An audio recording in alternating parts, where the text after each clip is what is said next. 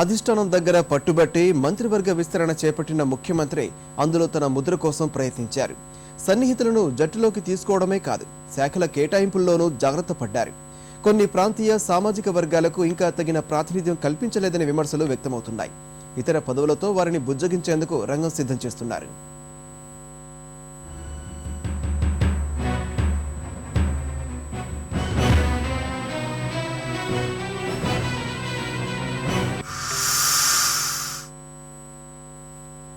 సోమవారం జరిగిన మంత్రివర్గ విస్తరణ పరిమితమై అయినప్పటికీ ముఖ్యమంత్రి కిరణ్ కుమార్ రెడ్డి పై చేయి ఉండేలా చూసుకున్నారు. ఉత్తమ్ కుమార్ రెడ్డి, కొండ్రు మురళి ఆయనకు సన్నిహితులు. ప్రసాద్ కుమార్తోనూ సంబంధాలు బాగానే ఉన్నాయి. వీరి ఎంపిక ద్వారా తమ మద్దతుదారులను పెంచుకోవడంలో సఫలమయ్యారు.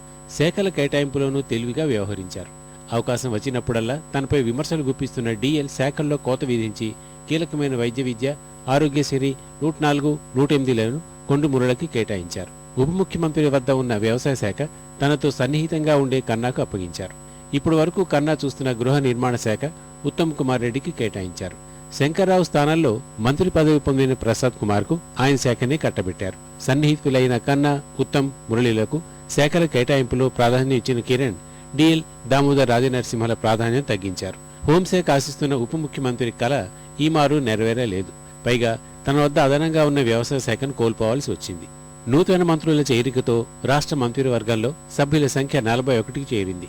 ఇందులో సీమాంధ్ర నుంచి 26 మంది ప్రాతినిధ్యం వహిస్తుండగా తెలంగాణ ప్రాంతానికి చెందిన వారు 15 మంది ఉన్నారు. పెద్ద మనుషుల ఒప్పందం ప్రకారం తెలంగాణ ప్రాంతానికి మంత్రివర్గంలో 40% పదవులు ఇవ్వడం సంప్రదాయం. అయితే ప్రస్తుతం ఉన్నది 36%. ఇప్పుడు 2 పదవులు ఇచ్చినా ప్రాతినిధ్యం పూర్తి అవలేదని ఆ ప్రాంత నేతలు అంటున్నారు. సామాజిక వర్గాల పరంగా చూస్తే క్షత్రియ, వెలమ వర్గాలకు మంత్రివర్గంలో ప్రాతినిధ్యం లేదని చెప్పవచ్చు. ఎస్సీ, ఎస్టీ, మైనారిటీలకు తగిన ప్రాతినిధ్యం ఇవ్వలేదని నేతలు చెప్తున్నారు. ప్రత్యేకించి ఎస్సీలోని ఒక సామాజిక వర్గానికి సమ ప్రాధాన్యం లేదని నేతలు అంటున్నారు. మంత్రి పదవులు ఆశించి భంగపడ్డ నేతలకు ప్రత్యామ్నాయ పదవులతో సంతృప్తి పరచాలని కాంగ్రెస్ పెద్దలు నిర్ణయించారు. ఇందులో భాగంగా త్వరలో ప్రభుత్వ చీఫ్ విప్ పదవులు భర్తీ చేయనున్నారు. మల్లు భట్టి విక్రమార్క ఉపసభాపతి బాధ్యతలు చేపట్టినప్పటి నుంచి చీఫ్ విప్ పదవి ఖాళీగా ఉంది. కొండ్రు మంత్రి కావడం వల్ల విప్ పదవులు ఖాళీ అయ్యాయి. బడ్జెట్ సమావేశాలు సమీపిస్తున్న తరుణంలో వీటిని భర్తీ చేయాల్సిన అవసరం తప్పనిసరి. 1-2 రోజుల్లోనే ఈ ప్రక్రియ పూర్తయ్యే అవకాశాలు కనిపిస్తున్నాయి. మంత్రి పదవి కోసం తీవ్రంగా ప్రయత్నించి విఫలమైన భూపాలపల్లి ఎమ్మెల్యే గండ్ర వెంకటరమణారెడ్డికి ప్రభుత్వ చీఫ్ విప్ పదవి ఖరారైంది. గండ్రతో ముఖ్యమంత్రి స్వయంగా ఈ విషయాన్ని చెప్పారు. విప్ పదవులకు బొబ్బిలి ఎమ్మెల్యే సుజయ్ కృష్ణ రంగారావు, మచిలీపట్నం ఎమ్మెల్యే పేరి నాని, బాల్కొండ ఎమ్మెల్యే అనిల్ పేర్లు ప్రముఖంగా వినిపిస్తున్నాయి. ఎస్సీల్లో ఓ వర్గానికి మంత్రి పదవుల్లో తగిన ప్రాతినిధ్యం లభించని దృష్ట్యా మానకొండూరు ఎమ్మెల్యే ఆరేపల్లి మోహన్ కు పదవి ఇవ్వాలని పార్టీలో కొందరు పట్టుపడుతున్నారు.